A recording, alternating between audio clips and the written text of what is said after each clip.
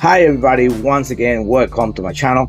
I want to start saying that I apologize for my broken English. When I got to this country, I didn't have time to go to school, so I learned by myself.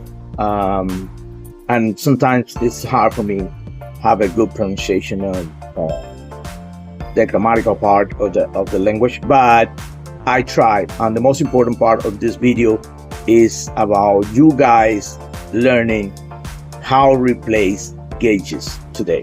Today we're going to be talking about gauges. Everybody is scared about replacing the gauges, and when you see at the back of the gauge you see a bunch of cables and you got scared off, but you can save money doing it yourself. It's something very simple. All the gauges are designed for the owners of the boat to replace it, but we got scared and we pay other people, and really we spend a lot of money that we can save. And the used boats is a little bit harder because you can see it's a bunch of cables. I'm going to be showing you some gauges, how they look on the back, how they got connected, and I have a complete panel connected. We're going to power up and I'm going to show you how they work, more or less. Not completely, because this is not a boat, but you're going to see that it's simple how to replace it. Right, let's jump in and with gauges, how they are. We have the Mercury gauges, we have the Yamaha gauges, we have some companies develop their own gauges. This is for Sea Ray. This is MERCnet for Mercury. This was the first monitor that came from Mercury. Then they designed the Vessel View, and then the Vessel View Link, and the technology is no way to stop it. It's going newer and newer every time. And I have my panel here that is for one Pathfinder boat that I'm gonna be installing. You guys gonna see, I'm gonna refurbish that boat completely. It's my boat, personal boat, so I will show you how they work. Okay, most of the gauges, the old ones like this Yamaha in boats, they use a bracket. It's simple. It's two little nuts, and this bracket gonna hold down the whole gauge. You don't have to do nothing. And to replace it is simple, because it's only cables matching colors. I'm sorry, it's a used gauge that I'm using for my demonstration. It's all the cables have colors, so you just have to connect color by color.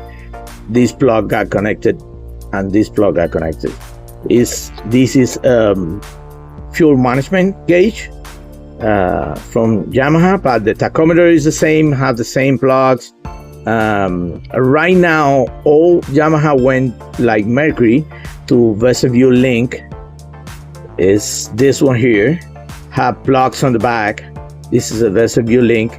This is power, this is light, and this is signal here. And every little gauge here has a different signal inside. So through this, only this little cable, this yellow cable, all the signals, different signals from the engines come, and each gauge can, each part of the gauge can read it. But this is a design only for the Sea Ray.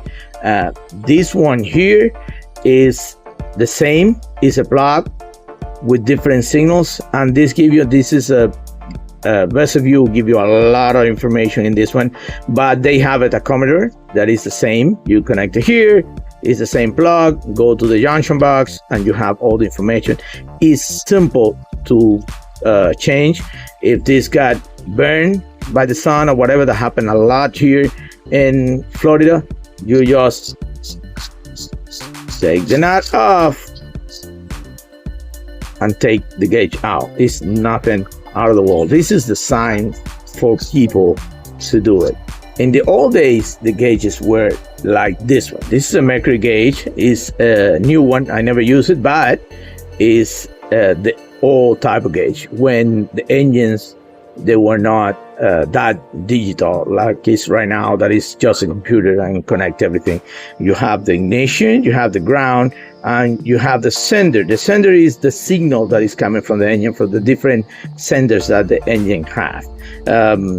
Temperature, water pressure, different senders, oil pressure that the engine has, and all of them have a light and a ground that illuminate the gauge at nighttime. All right, now what we're gonna do is we're gonna connect. Let me see how I can position the camera, and we're gonna connect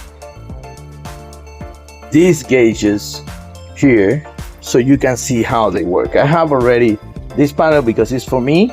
I already have it wired. This is the way you wire the panel. Let me see if you can see it better. This way, you can see you have the ground, you have the power, the 12-volt ignition, and you have the signal. Signal always is gray for the tachometer. The tach is gray. The speedometer always is on the all bolts with water pressure. This is, I think I have to fix the light. This is the power for the light, and this is the ground for the light, and all of them are the same. This is the pressure, oil pressure. This is a voltmeter, and this one is for fuel. All of them are connected. All of them are ready to go. So I just gonna connect. I think the only one that don't gonna work is this one, because I have to fix the. Let me see if I can fix it right now. Wait a second. This have a position here, and sometimes when the gauge break the little leg, you run out of luck. But it's simple to connect. Okay, I think I got it now. All right, perfect. So what we're gonna do is I'm gonna prepare my cables, and I see you in 2 seconds. Well, the first thing that we're gonna do here is we're gonna do a little imitation, like if you open your ignition, and we're gonna power up the ignition on the gauges.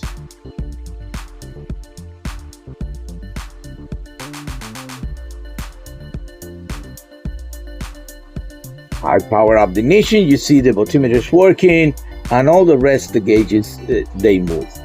They got to the original position that they have. All right, this is the fuel. You can see the fuel moving. I can put it in ground.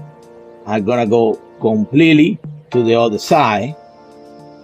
That's the way you test the tank, the fuel tank, if it's reading or not. You have the temperature, put it in ground, same thing, and you're gonna see how move, because all of them, the signal that they have is how they pass the ground on it.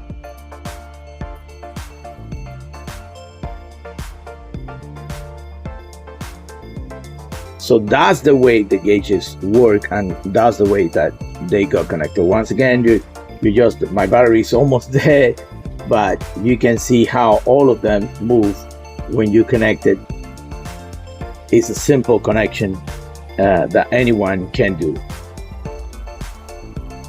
Thank you for watching. Once again, I'm sorry for my broken English, but it is what it is. I'm not afraid to teach people and try to express the best way I can my knowledge.